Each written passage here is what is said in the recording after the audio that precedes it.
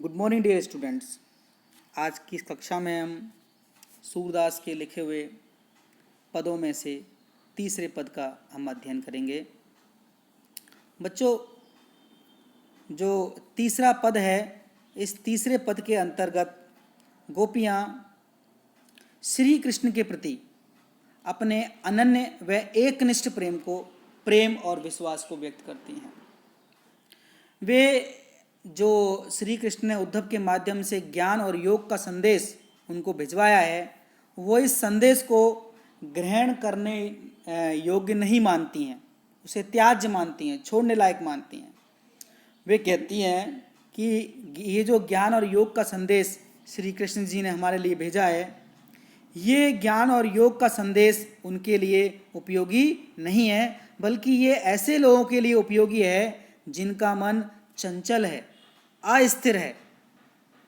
तो बच्चों, ये जो तीसरा पद है, हम इस पद को पढ़ेंगे।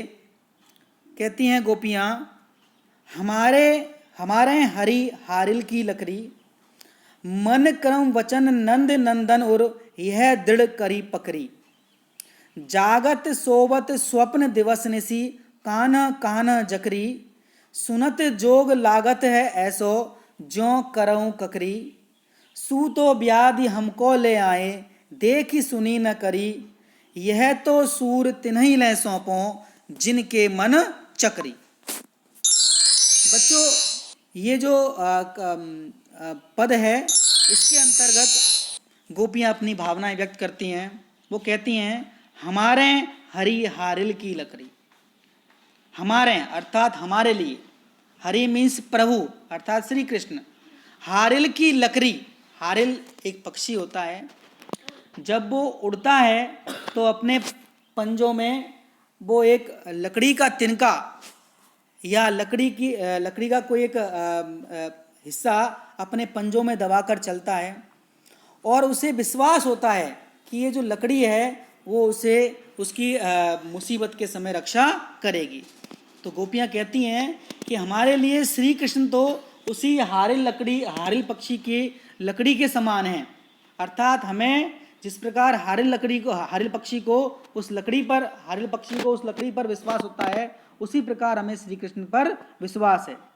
मन क्रम वचन नंद नंदन और, वो कहती हैं कि उन्होंने मन से, क्रम मीन्स कर्म से, वचन मीन्स वाणी से, नंद नंदन और नंद के नंदन अर्थात श्री कृष्ण को अपने हृदय में बसाया हुआ है, और अपने हृदय में उन्होंने श्री कृष्ण को दृढ़ करके मजबूती से पकड़ रखा है। अर्थात उन्हें और किसी पर, श्री कृष्ण के अलावा और किसी पर विश्वास नहीं है। वो कहती हैं कि जागत मीन्स जागते हुए, सोवत मीन्स सोते हुए, स्वप्न मीन्स सपनों में, दिवस मीन्स दिन में, निसी मीन्स रात में, कहना जकरी, वो इन सभी में, जागते समय, सोते समय, सपनों में, दिन और रात सिर्फ कहना, सिर्फ श्री कृष्ण का नाम ही रटती रहती हैं, जपती रहती हैं, क्योंकि ये नाम ही उनके जीवन का सहारा है, आधार है। गोपियाँ कहती हैं, सुनत जोग लागत है ऐसो, कि उनके लिए जो ज्ञान और योग का संदेश है वो तो सुनने मात्र से ही, सुनत मीन्स सुनने मात्र से ही ऐसा लगता है, ज्यों करऊं ककड़ी, जिस प्रकार कड़वी ककड़ी होती है, ककड़ी मीन्स कुकुम्बर, करऊ मीन्स कड़वी, उस कड़वी ककड़ी को हम खाते नहीं हैं, बल्कि जैसे ही मुंह में लगाते हैं उसको हम थूक देते हैं, उसको हम त्याज्य कर देते हैं। गोपियाँ सूरदास जी के माध्यम से कहती हैं, सु तो व्याधि हमको ले आए। सु मीन्स आप, हे उद्धव, आप तो हमारे लिए व्याधि ले आए। व्याधि मीन्स बीमारी, परेशानी, और ऐसी बीमारी, आप ऐसी परेशानी ले आए, देखी सुनी ना करी। ऐसी बीमारी है जो ना कभी हमने देखी है, ना कभी हमने सुनी है, ना ही कभी हमने उसे भोगा है। यह तो सूर तिन्हीं ले सौंपो। तो गोपियाँ सूरदास जी के माध्यम से कहती हैं, हे उद्धव जी, यह तो सूर उन्हें तिन्हीं ले सौंपो। इस बीमारी को तो तिन्हीं मीन्स उनको जा करके सौंपना, मतलब दे दीजिए, हैंड ओवर कर दीजिए, जिनके मन चक्री, जिनका मन चक्री के समान घूमता रहता है, चंचल रहता है। क्योंकि ज्ञान और योग में मन की स्थिरता बहुत अनिवार्य है, उसमें हमेशा ज्ञान और योग में मन की स्थिरता का वर्णन किया गया है। तो गोपियाँ कहती हैं कि हमारा मन तो श्री कृष्ण के प्रेम में पहले से ही स्थिर है, हमें जानती हैं कि हम तो सिर्फ श्री कृष्ण से ही प्रेम करती हैं। तो गोपियाँ कहती हैं कि आप ऐसे लोगों को इस बीमारी को सौंप दीजिए जिनका मन स्थिर नहीं है, जो ये नहीं जानते हैं, अर्थात जो जिनका मन चलायमान है, चंचल है, एक जगह से दूसरी जगह तक घूमता रहता है।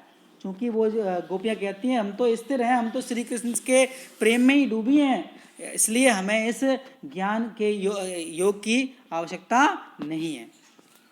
बच्चों, आपने ये जो पद है, मैंने आपको इसका भावार्थ बताया है।